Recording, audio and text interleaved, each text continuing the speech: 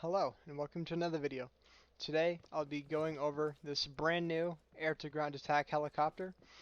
My previous video covering one of my air-to-ground vehicles, the Phantom, that serves as a multi-role fighter where it can serve as air-to-air or air-to-ground. This is built solely for air-to-ground. You can probably tell because it has no air-to-air bomb cannons, but it has a lot of hard points on each pylon. 5 in fact. 3 for standard and 2 for the extremity or the advanced. Torpedoes like these mount to the standard hard points, and these rocket pods mount to the advanced ones. It can carry 2 of these on each pylon. 4 for total. In terms of maneuverability, a decently fast roll and pitch rate. It can go forwards, backwards, it can strafe from side to side, and it can reach decently high top speeds. Not a speeds too high, of which you might see on a fighter aircraft, but definitely something to give any person running from you a run for their money.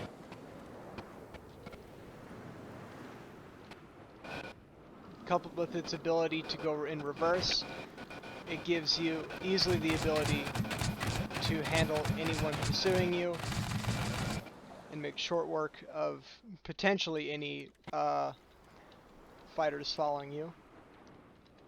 As I just showed, there is a normal volley shot for spud guns, useful for hitting moving targets.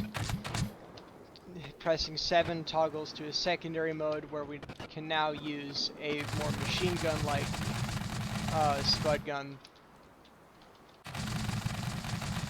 for more directed fire.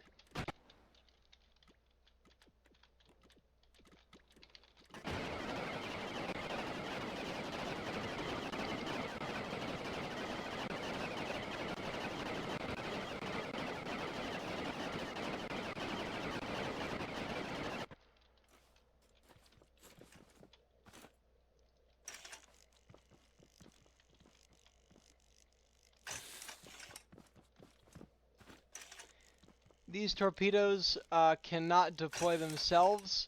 They have to be deployed externally. So there is a sensor to tell the weapons logic if said pylon is loaded, and use a spud gun mounted into the hard point facing down to break the box above it, releasing the torpedo.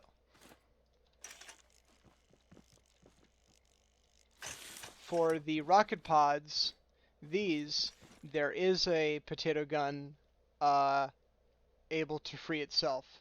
The logic gate can connect to this to fire each each rocket on this one after another before eventually it will drop itself when it runs out.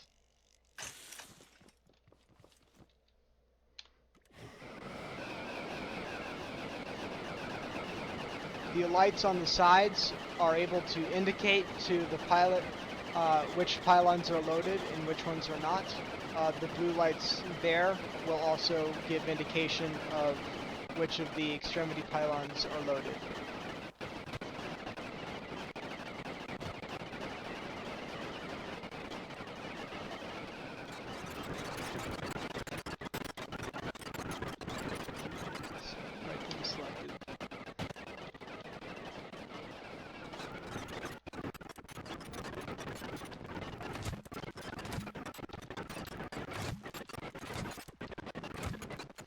I've deployed 4 of the 6 of them, and we can see the last 2 still show that they're loaded.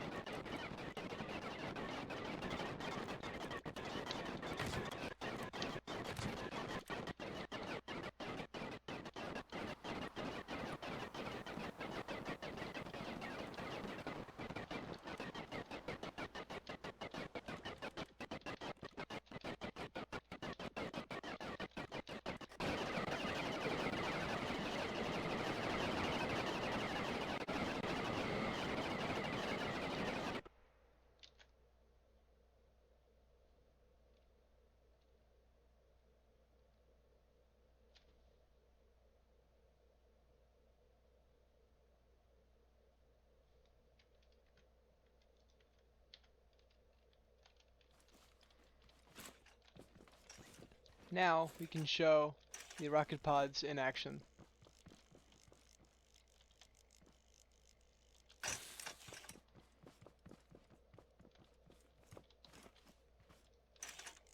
It is possible to weld the normal torpedoes onto the hard points designed for the uh, rocket pods, but it's generally not super efficient since you do have to switch over to the extra mode. But more of a concern would be welding a rocket pod module onto a standard pylon, where you'd have to attach it further back to prevent the spud gun from trying to deploy or drop the entire module. This is where the logic gate in front of the sensor has to be connected to the gate in the center of the rocket pod control system.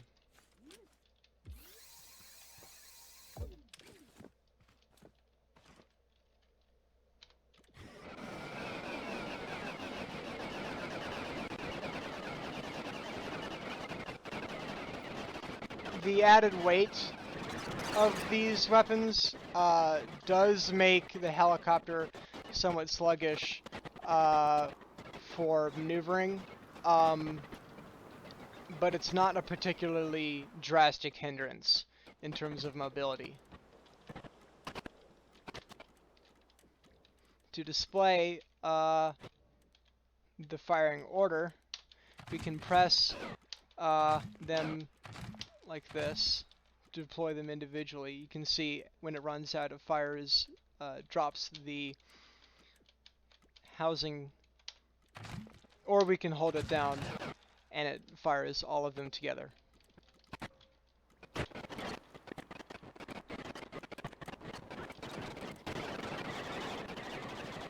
This helicopter, you may have noticed, has a very large center for its the allocated space.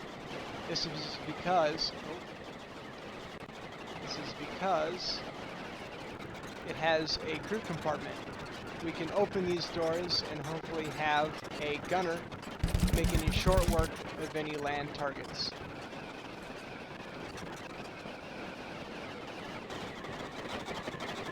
It also allows for maybe specialized devices or weapons to be used.